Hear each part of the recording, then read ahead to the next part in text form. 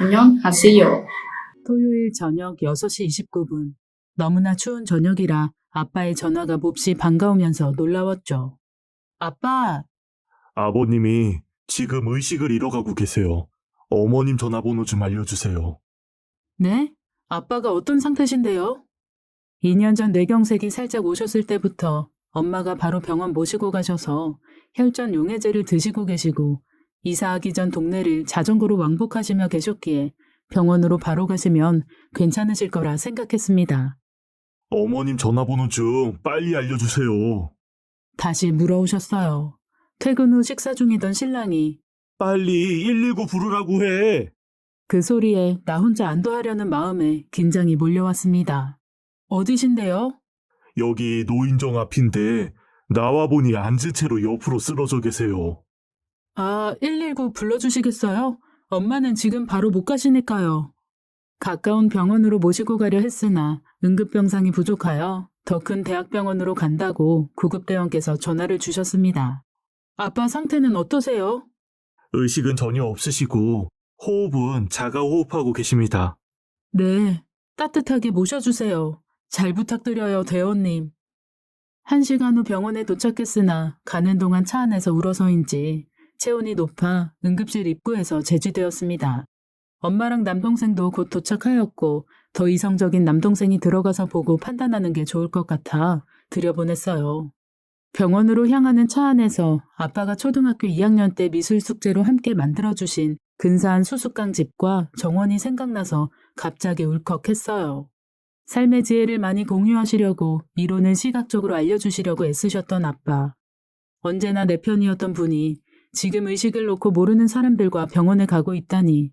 아니, 위급한 아빠 전화를 받고 태어나게 괜찮을 거라 미적거리던 그 시간이 죄책감으로 물들었습니다. 멀리 사는 막내 남동생이 도착하고 얼마 있으니 응급실에 들어갔던 남동생도 나오고 젊은 의사 선생님께서 보호자를 찾았습니다. 삼남매가 아버지 일로 그렇게 모여서 이야기를 나눠본 적이 처음이었어요. 의사 선생님은 우리를 향해 지금 이대로 놔두시면 돌아가시세요. 수술하셔도 한 달 뒤엔 돌아가실 거예요. 선전포고를 하셨어요. 아, 수술을 해야 하나?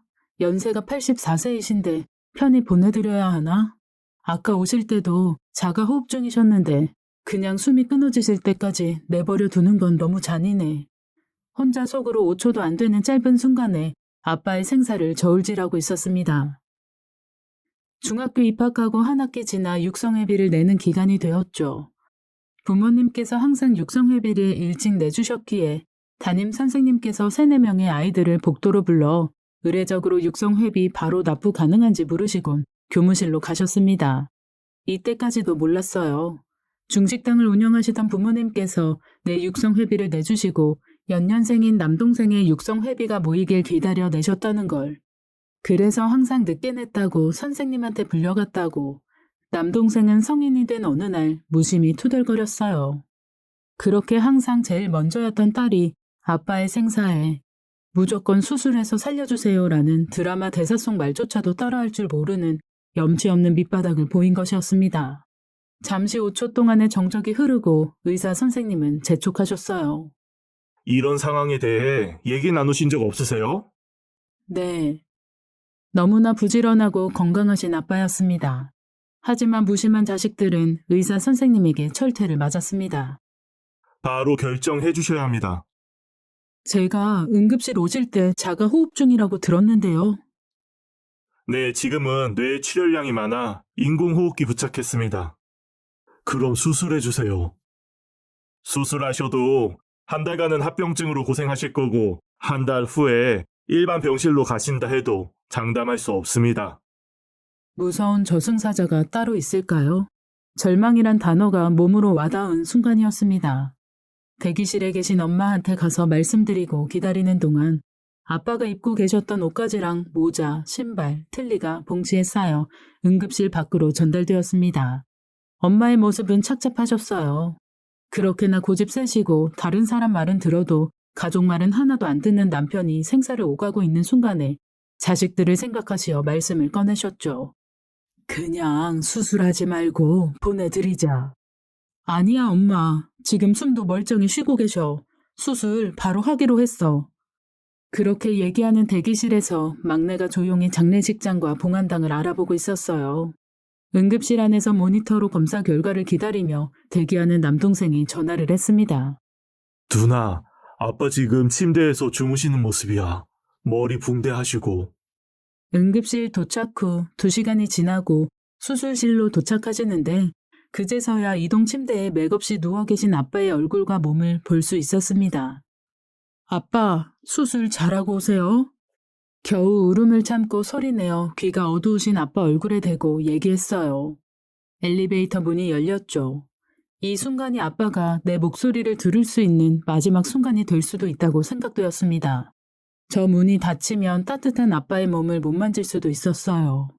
아빠 발이 시트 밖으로 나와 있어서 얼른 양발을 쓸어들이며 시트를 덮어드렸습니다. 그 순간 내가 할 수 있는 건 그것뿐이었어요. 엘리베이터 문이 닫혔습니다. 이제 하느님께서 아빠와 만나실 시간이 얼마 남지 않은 것 같았습니다. 수술 들어가시고 남동생 내외가 남아있겠다고 얼마나 걸릴지 모른다고 해서 엄마 모셔다 드리고 집에 도착한 지 겨우 1시간 남짓 후 남동생이 단톡 대화방에 경과를 보내왔습니다. 수술 들어가신 지 1시간 만이었어요. 중환자실 간호사실에서 나한테 전화가 왔더라고요. 원내 보호자분 계시죠? 중환자실 간호사실로 빨리 오세요. 수술 끝나고 나오셨어요. 이런 경우 드라마에선 수술하다가 가망 없어서 포기하는 경우일 때가 많았어서 마음이 천근이었습니다. 첫째 남동생에게 중환자실로 바로 가라고 전달하고 기다린 지 1시간여. 수술 1시간 정도 걸렸고 뇌 부분에 혈액 고인 것만 빼는 관 삽입했다고. 연세가 많으셔서 궤도와 뇌 부분을 자르는 건 교수님 판단하에 안 했다고. 피 고인 것만 빠지면 기적적으로 괜찮아지실 수도 있다고 경과를 보낸 거였습니다. 너무 감사했어요. 교수님도 아빠도 동생도. 그렇게 치열하게 살아오셨던 분이 낙엽처럼 떨어지지 않으셔서 고맙더라고요. 시골 5남매 중 셋째 아들로 2분 형님은 서울로 상경해 각자 앞가림 하실 때 어린 나이에 만주에 가서 중화 요리를 배우고 돌아와서는 남은 세 동생들과 부모님 생계와 결혼, 분가까지 다 책임지시느라 어깨가 녹아내리셨을 그 아빠가 공기처럼 사라지시면 안 되는 거라고 생각했었죠. 대학 동기 한 명이 아버님이 그 시대에 중국 요리 배우셨으면 말로 하기 힘든 고생 많이 하셨을 거라고. 말도 안 통하는 곳에서 많이 맞으셨을 거야. 그제서야 아빠가 어릴 적 우리에게 소리 많이 지르시고 때리기도 하셨던 게 너무 무서웠는데 본인도 어린 시절에 무섭고 외로우셨을 거라는 생각을 하면서 우리 아빠는 왜 저러시지? 라는 철없는 생각에 고개를 숙였습니다. 막내가 결혼하기 얼마 전 한 얘기가 떠올랐어요. 아빠가 엄마 없을 때 날 데리고 어느 시골길을 가고 있었는데 저녁이라 다리 아파서 울었더니 아빠가 한 대 때렸는데 그 기억을 잊지 못해. 그 어린애를 안아주지 못할 망정 때리냐고. 아빠는 그랬을 거예요. 누구한테도 어린 시절에 부모나 형제들에게조차 이해받아 본 적도 고마움을 받아본 적도 없이 묵묵히 주어진 가장의 역할을 해오며 사신 거였죠. 그 세월 동안 누구 하나 힘들지 않느냐, 고생했다, 마음을 알아준 적이 없으니 혼자 스스로 마음을 다잡고 함께 사는 아내와 자식들에게 모질다면 모질게 각자의 기대에 충실하지 않으면 가차없이 징벌적인 언행을 남발하셨고요. 그래서인지 하루하루 숨죽이며 생활하는 게 너무 싫어서 학교 가고 회사 가고 그런 시간들이 제게는 탈출구처럼 즐거운 시간이었습니다. 둘째 남동생은 나의 육성회비로 기인한 좋지 않은 기억뿐 아니라 대학 등록금도 사정은 마찬가지였어요. 사실 제일 명석한 둘째라 가능한 일이었지만 장학금으로 등록금을 충당하고 본인의 생활비며 공무원 시험 준비하며 들어가는 모든 비용을 충당하다 보니 독립을 가장 빨리 하게 된 계기가 된 거는 그나마 다행이었어요. 딸 같은 아들 역할을 하며 지금도 부모님과 가장 근거리에서 수시로 부모님을 돌봐드리고 있으니 아빠도 알아주실 거라고 마음으로 밀어놓은 짐들은 첫째 남동생 몫이 되어버렸네요. 중환자실 들어가시고 다음 주 화, 목, 토요일에 30분간 한 명만 면회가 가능하단 연락을 받고 첫째 화요일에 막내 남동생이 아버지를 만나고 왔어요. 그냥 주무시고 계셔. 산소호흡기로 호흡 중이고 머리 부분에 관 2개 연결되어 있어. 수술하시고 6일째인 두 번째 면회일에 아빠를 보러 갔습니다. 양옆 침대에 무기력하게 누워 계신 다른 환자분들의 풍채가 좋으신 게 눈에 띄었어요. 아빠는 작은 몸으로 이렇게 살아내셨구나. 눈으로 보면서 애처로움을 느꼈습니다. 하지만 축 늘어지신 모습은 아닌 것 같아 안심되었죠. 맥박 수치도 다른 병상분들보다는 높았어요. 아빠, 좋은 꿈 꾸고 계세요? 안 추워요? 양손을 만져드리는데 울컥했어요. 손이 작은 배구공만하게 퉁퉁 부어 계셨거든요. 잠시 후 안면 근육과 입술이 요동을 치셨어요. 뭐라 말씀을 하시는 것 같았는데 담당 간호사님은 그냥 무의식적인 반사작용일 거라고 하셨지만 아빠가 살아계시다는 게 기적이 일어난 것 같았어요. 아빠, 숨 잘 쉬셔야 돼요. 숨 잘 쉬셔야 집에 갈 수 있어요. 지금은 숨만 잘 쉬어주시는 것만 바라는 마음에 그냥 저절로 말이 튀어나와 버렸어요. 잠시 후 담당 의사 선생님이 오셨죠. 의식은 거의 돌아오시기 힘드시겠지만 그래도 만에 하나 걸어서 퇴원하시는 분도 계세요. 여기 중환자실에 오래 계시면 감염 위험이 높아서 머리에 고인 혈액이 다 빠지고 나면 기도에 구멍 뚫어 호흡을 도와 일방병실로 가시는 게 회복에 도움이 되실 거예요. 그럼 절개하면 의식이 돌아오는데 도움이 되나요? 아니요, 그건 상관없습니다. 어서 재활하셔야 되잖아요. 의식이 없는데 재활이 지금 무슨 소용인가 생각이 들었어요. 병원 가기 전날 밤 엄마와 통화를 했었죠. 넷째 작은 엄마가 전화 왔는데 혹시 목을 뚫자면 절대 하지 말래. 그래도 이렇게 빨리 이런 이야기를 들을 줄 몰랐습니다. 일단 가족들과 상의해보고 말씀드릴게요. 미리 이번 주말까지 정해놓으시면 좋아요. 나중에 의논하면 일주일씩 늦어지기도 하거든요. 집에 오자마자 가족들에게 알렸어요. 가장 가까운 어른이신 시어머님께도 상의드렸고요. 우아하게 보내드리는 게 좋아. 물론 병원에서는 환자의 회복을 위해서 모든 최선의 방법을 쓰는 것을 알지만 가족들도 모두 기도 절개는 반대했어요. 혹시 상황이 좋아지거나 그 반대일 경우 1인실로 옮겨주실 수 있나요? 병상에서 멀리 떨어진 곳으로 의사 선생님이 저를 데려가셨어요. 아버님이 상황이 그렇게 나쁘지는 않으세요.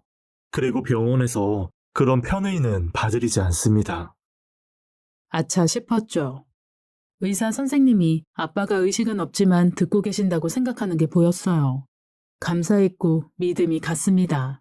아빠한테는 모진 딸이자 모질이가 돼버렸습니다. 아빠, 숨 잘 쉬어야 해요. 목에 구멍 안 뚫으려면 진짜 지금까지 너무 잘하셨어요. 계속 잘하고 계시면 또 올게요. 갑자기 아빠의 오른쪽 눈에서 눈물이 주르르 흘러내렸어요. 다 듣고 계시는구나. 집에 가고 싶으시구나. 이렇게 깨어 계시는데 아프고 힘들다는 거 알아주기보다 내가 원하는 것만 얘기했다는 생각이 들었어요. 부모는 생사의 갈림길에서 자식을 살릴지 말지 고민할까? 무조건 살리는 쪽으로 생각하고 말씀하실 텐데 응급실 앞에서 중환자실에서조차 아빠보다 나를 더 생각하고 있는 내 자신이 죄스러웠어요. 아빠는 목숨줄 붙잡고 사투를 벌이고 계시는데 내가 뭐 하려고 병원에 왔나 하는 생각에 돌아가는 발걸음이 무거웠습니다. 다시 한번 가족들의 의견을 모아 세 번째 면회일에 다시 찾은 중환자실에서 지난번과 다른 냉랭한 간호사님이 기다리고 있었어요. 차도는 없으신가요? 지금 상태는 그대로고 오른쪽과는 잠근 상태인데 왼쪽과는 아직 뇌에 고인 피가 나오는 중이에요. 매일 혈액 검사하는데 오늘 갑자기 간 수치가 높아서 오전에 CT 촬영했어요. 결과 나오면 의사 선생님이 말씀드릴 거예요. 아, 네. 그리고 지난번 의사 선생님이 얘기하신 기도 절개는 가족 모두 반대한다고 의사 선생님께 전해주세요. 잠시 후 다시 간호사분이 오셔서 여러 상황을 얘기해 주었습니다. 그거 안 하시면 아마 계속 연락할 거예요. 하고 간 후 얼마 지나지 않아 담당 교수님이 오셨습니다. 너무 젊으셔서 일반 의사 선생님인 줄 알고 아빠 얼굴만 보면서 듣고 있다가 보니 명찰의 교수님이 보여서 잘 들어보니 기도 절개를 하시고 재활 받으셔야죠. 가족분들과 다시 의논해 보세요. 일단은 병원에서 하자는 대로 하시는 게 환자한테는 가장 좋은 거예요. 의식에 도움이 된다면 바로 뚫을 텐데 다시 의논은 해보겠습니다. 바삐 다른 병상으로 옮겨가는 교수님의 뒷모습에 무심하다는 생각이 들었어요. 아빠는 어린 시절 동네 어르신들을 따라 산에 사슴 사냥을 간 적이 있다고 하셨죠. 앞다리가 더 맛있는 줄 모르고 뒷다리를 먹었는데 그때 알았으면 앞다리를 먹었을 텐데. 멋쩍게 웃으시며 말씀하신 지 채 3개월도 안 되었는데 아빠는 꿈속에서 사슴을 쫓아다니실까요? 만주에서 중국 사람 틈바구니에 숨죽이며 생계를 이어나가실까요? 아니면 편안하고 따뜻한 강변에서 늘 좋아하시던 낚시를 하며 사색에 잠겨 계실까요? 자전거를 타고 유랑을 다니실까요? 자전거 고치기 좋아하셔서 엄마의 잔소리를 들으며 기름때를 묻히고 계실까요? 정말 아빠의 꿈은 무엇이었을까요? 제 짐작으로는 교육을 제대로 받으셨으면 서울대는 좋게 가셨을 뿐이신데요. 아빠가 쓰러지신 날 아침의 꿈은 명확한 답을 찾지 못하는 아주 막막한 꿈이었어요. 꿈 때문에 숨죽이며 지낸 날은 처음이었습니다. 그냥 퇴근하는 신랑과 아이들의 무탈에 조바심 내며 떨어지는 해에 안도감을 가질 즈음에 아빠의 전화가 걸려온 것이었어요. 아빠랑 마지막 통화한 지 19일 만이었습니다.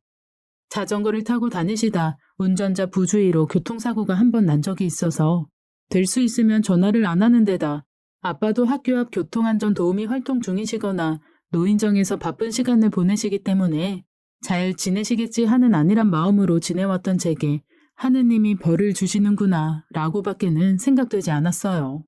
제가 어린 시절 철 바뀌면 평화시장에 데리고 가셔서 옷 사주시던 아빠였고 맛있는 것도 제일 먼저 나부터 챙기셨던 아빠였어요.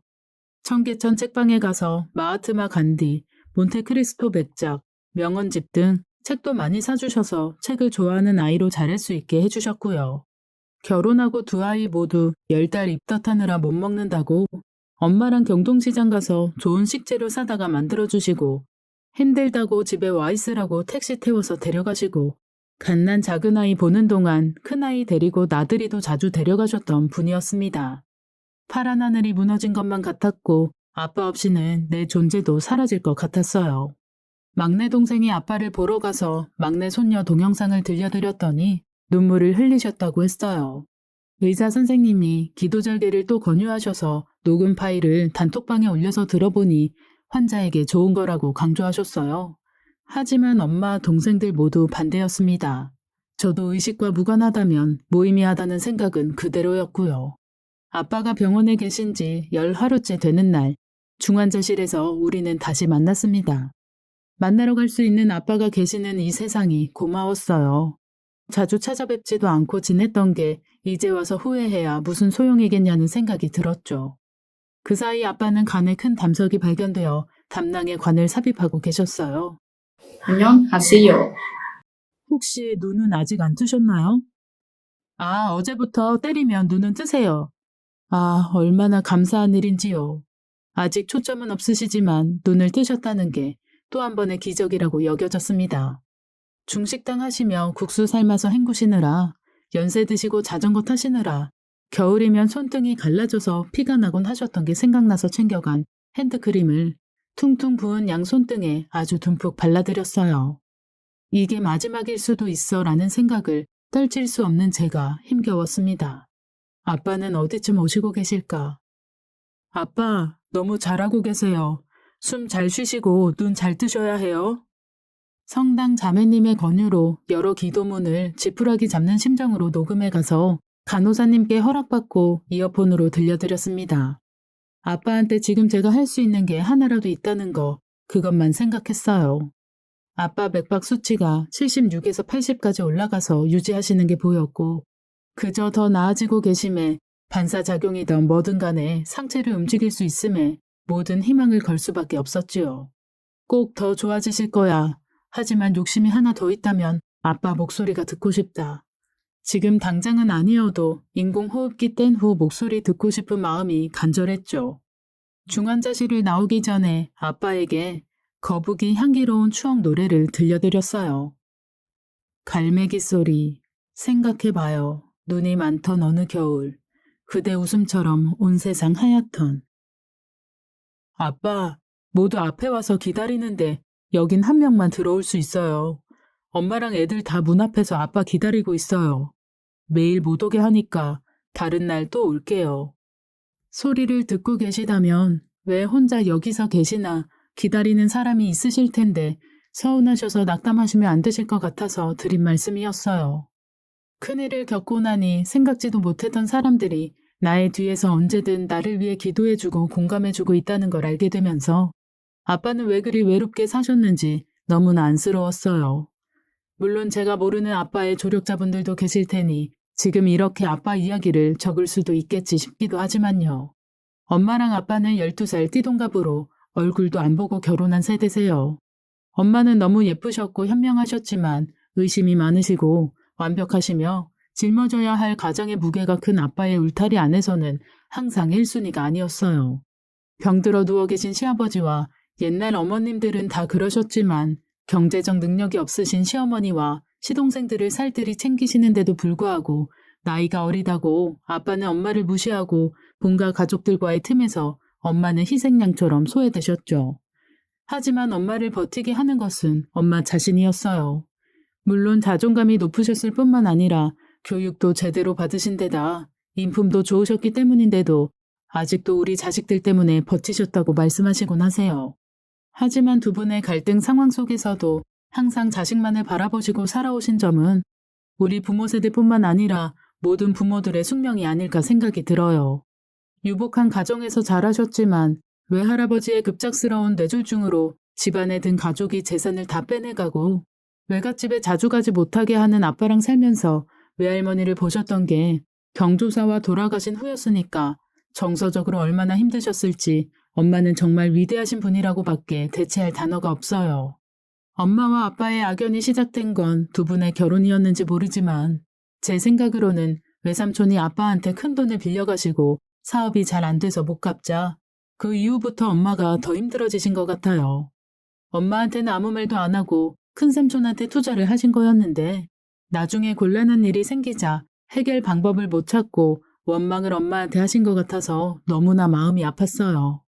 엄마가 아빠의 성격을 감당하지 못할 것 같아 보이자 아이들을 갖다 버리겠다고 협박하며 엄마를 붙잡으셨다는데 엄마는 그게 너무 무서웠고 충분히 그럴 사람이라는 생각에 너희들은 내가 지킨다며 모진 수모를 다 감수하고 살아내셨던 거예요.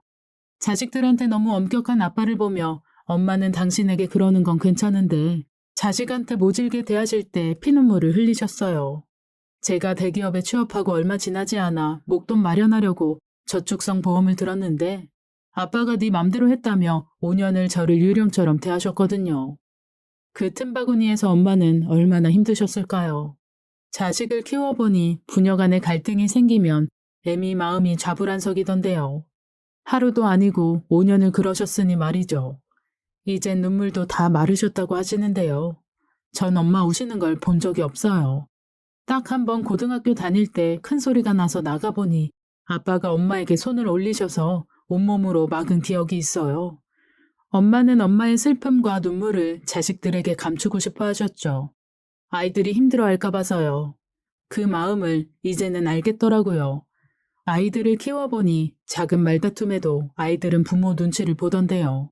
눈치 없이 목소리 큰 사람은 뒤끝 없이 감정 전달하는 상황에서 배려를 잊고 있는 건 아닌지 조금만 더 생각하고 말하면 좋으련만요. 갑자기 걸려온 전화 한 통에 아빠 전화기에 저장되어 있는 제가 딸내미란 걸 알게 되었습니다. 식구들 모두 이름으로 저장되어 있어서 어르신께서 제게 전화를 걸었다고 하셨어요. 그렇게 아빠랑 저는 보이지 않는 끈으로 연결되어 있었죠. 아니 어쩌면 저의 노력으로 아빠는 딸이 가지고 있는 아빠에 대한 고마움을 아시고 계셨을 거예요. 제가 표현했거든요. 아빠께 가족들과 고립무원으로 지내실 때 문자를 보냈어요. 울면서 적어보낸 아빠의 입장에 대한 이해와 그동안의 수고로움이 모두 가족을 위한 거였다는 걸 알고 있다고, 감사하다고, 그저 건강하시기만을 바란다고, 모두 알지만 표현하지 못하는 거라고, 아빠가 우리에게 해준 게 더 많았음을 안다고, 아빠가 해줄 수 있는 최고의 것이었다는 것도 안다고, 그렇게 수년이 흐르면서 아빠는 마음이 누그러지시고 편해 보이셨습니다. 엄마와의 관계도 많이 부드러워지시고 덜 권위적이시고요. 가끔 욱하시는 건 여전하시지만 예전에 비하면 살만하다는 엄마의 말씀이 제 어린 날의 상처에 위안이 되었어요. 아빠가 한 살 더 잡수시기를 이렇게 간절히 바랄 날이 올 줄은 몰랐습니다. 그저 설날이 지나고 한 달 뒤에 돌아오는 생신을 지내시고 85세가 되셔서 우리 곁에서 더 건강하게 계셔줬으면 하는 바람으로 기도를 올렸습니다. 그러던 와중에 착한 후배가 뇌졸중으로 갑자기 세상을 떠나고 나니 아빠가 일어날 때까지 울지 않아야 금방 일어나실 거야 하던 마음이 북받쳐 만 하루가 넘도록 눈물로 쥐세웠습니다. 제 남은 생의 반을 아빠께 드리겠습니다. 하느님께 거래를 하려고 했어요. 제 자식들도 내가 떠나면 힘들 테니 다는 못 드립니다. 제가 가진 게 없을 수도 있는데 말이죠. 제발 눈 뜨게 해주세요. 하느님은 언제든 저를 데려가셔도 됩니다. 입원하시고 11일째 되는 날 아빠가 중환자실에서 일반 병동으로 가신다고 연락이 왔어요. 중환자실에서의 감염으로 격리실로 가신다고 보호자가 오셔야 한다고 해서 엄마와 동생들과 저 모두 병원으로 갔습니다. 복도나 엘리베이터에서라도 얼굴을 뵐 수 있을 거라 갔어요. 그렇게도 엄격하던 통제를 엘리베이터로 함께 이동해도 된다고 하니 어찌나 고마웠는지요. 중환자실에서 나오시는 아빠는 두 눈을 크게 뜨시고 소리나는 우리들 쪽을 보셨어요. 목의 움직임이 아주 자유스럽진 않으셨지만 두 발을 오므렸다 폈다 하시는 걸 보고 이게 꿈인가 생시인가 싶었습니다. 안경이 없으셔서인지 눈을 아주 크게 뜨시고 두리번거리셨어요. 아, 이제 돌아오셨구나. 가슴이 뛰기 시작했죠. 격리실로 가는 중에 간병하실 보호자가 필요하다고 해서 엄마는 너무 힘드시니까 더 좋아지시면 하세요. 말씀드렸습니다. 사실 엄마의 마음이 아빠에게 측은지심과 자식들 부담 주는 아빠에 대한 원망이 공존하고 계신 것 같아 시간이 더 필요하다고 생각이 들었거든요. 중환자실 나오실 때 또릿하셨던 아빠가 며칠 뒤에는 더 멍하게 주무시고 계셨어요. 아무래도 큰 고비를 넘기셔서 상태가 오락가락 하시는 것 같았는데 다음 며칠 뒤에 가본 아빠는 초점은 못 맞추시지만 이야기를 다 듣고 계신 듯이 한 번은 눈도 깜빡거리시며 응답을 대신하셨죠. 아직 온전히 못 주시는 아빠의 오른손에 묵주와 노란 편지지를 접어 쥐어드리고는 아빠, 이 손 움직이실 때 읽어보세요. 말씀드렸더니 갑자기 오른손을 서서히 쥐셨어요. 아, 이렇게 또 기적을 주셨구나. 하느님 감사합니다. 이젠 담석과 감염만 잘 지나가면 재활 잘 되실 거야. 이미 제 마음은 아빠랑 함께 양수리로 향하고 있었습니다. 아빠한테 처음 중환자실로 찾아갔을 때 눈은 안 뜨고 계셨지만 아빠 다 나으면 예전에 낚시 갔었던 양수리로 놀러가요. 애들이랑 민서방이 모시고 갈 거예요. 그날도 아빠가 다시 반응을 보이셔서 양수리 가면 자주 낚시 가셨던 팔당댐에도 들러요. 하고 아빠한테 인사를 하고 나오는데 제가 서운해서인지 아빠도 서운해 하시는 것처럼 느껴졌어요. 그렇게 며칠을 지나고 엄마가 아빠를 간병하시겠다고 말씀하셨어요. 아무래도 내가 직접 보면 빨리 좋아지실 거야. 엄마 마음을 알 것 같아 더 이상 말리지는 않았어요. 사실 아빠의 부재로 엄마는 나날이 불면의 밤을 보내시며 힘들어하고 계셨기에 엄마 마음 가시도록 하시는 게 편하실 거라고 생각했거든요. 두 번째 기도였어요. 엄마랑 아빠가 마음으로 화해하게 해주세요. 엄마가 당신이 간병을 하시겠다고 전화가 왔을 때 다행히 엄마도 아빠도 그동안의 마음의 담장을 허물 시간이 주어지는구나 생각하니 마음이 평온해졌습니다. 급작스럽게 설날 새벽에 집중 치료실로 옮기셨다며 오전이 한참 지난 시간에 엄마가 전화하셨어요. 연휴 동안 면회사절이라고 떡국도 끓이고 전이랑 과일을 준비해서 시어머님과 엄마한테 가져다 드리려고 준비하고 있는데 기운이 빠졌습니다. 아빠가 새벽에 산소 포화도가 떨어지셔서 호흡이 없으셔서 산소 마스크 끼고 계시다가 옮겼는데 폐렴 수치 때문에 중환자실 가실 수도 있대.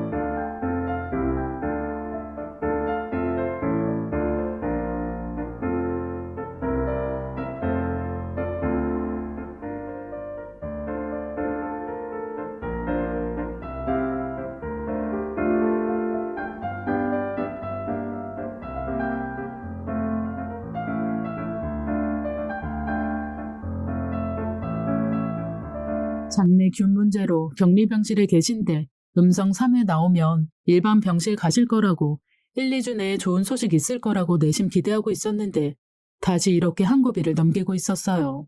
그나마 다행인 건 음성 2번이라 지금 고비 넘기시면 다음 주 결과에 따라 일반 병실로 가실 수도 있다고 하네요. 아빠를 닮아 동계산이 정확한 첫째 남동생은 여러 가지 경우의 수를 예로 들어가며 계획을 의논하고 우리들의 부담을 많이 덜어주었어요. 아빠가 그렇게 키우셨기 때문이리라 생각되어져요. 아빠를 닮아 감성적인 막내 남동생은 중환자실에 계신 아빠를 하루가 멀다 하고 찾아뵙고선 우리들에게 소상히 상태를 알려주면서 가족들이 안심할 수 있도록 애써주었고요. 표현하지 않아도 마음 따뜻함이 느껴지는 것 또한 엄마의 세심한 양육에서 비롯되었으리라 여겨져요. 저는 여러 가지 자료들을 알아보는 걸 잘하는데 주위의 조언과 행정적인 부분을 모두 취합하면서 아직도 골머리가 아프지만 치밀하게 만전을 기하는 성격도 부모님에게서 물려받은 유산이라 그저 감사할 따름이에요. 요즘처럼 부모 자식 간에 있어서는 안 될 뉴스들을 접하다 보면 어찌 그랬을까 이해하려고도 하지만 촬륜을 끊는다는 게 억겁에 무언가가 작용했을 거란 생각에 마음이 아려옵니다. 떠난 사람도 남겨진 사람도 원하지 않는 자기의 굴레에서 벗어날 수만 있다면 그런 일을 피했을 텐데 말이죠.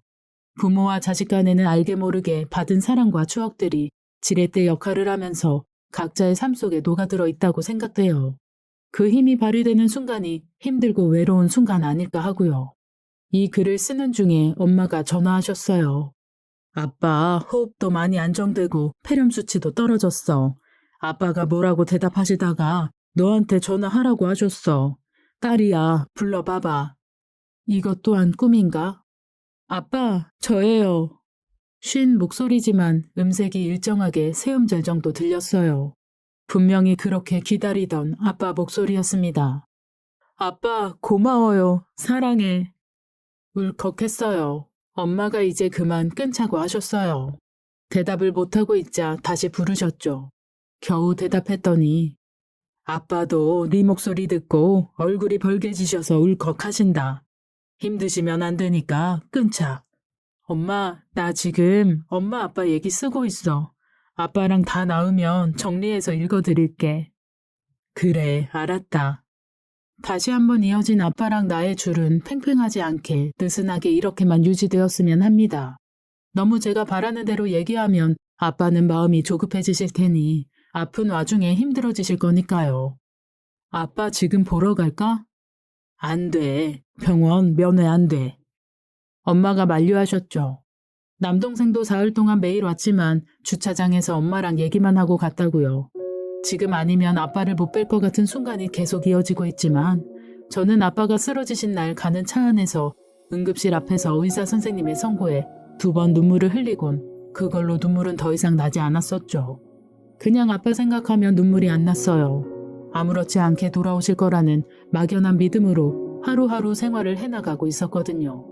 우리 아이들도 할아버지는 건강하셔서 금방 다시 일어나실 거라고 걱정하는 엄마에게 정말 할아버지에 대한 확신을 가지고 위로하는 게 느껴져서 좋았고요. 안녕하세요.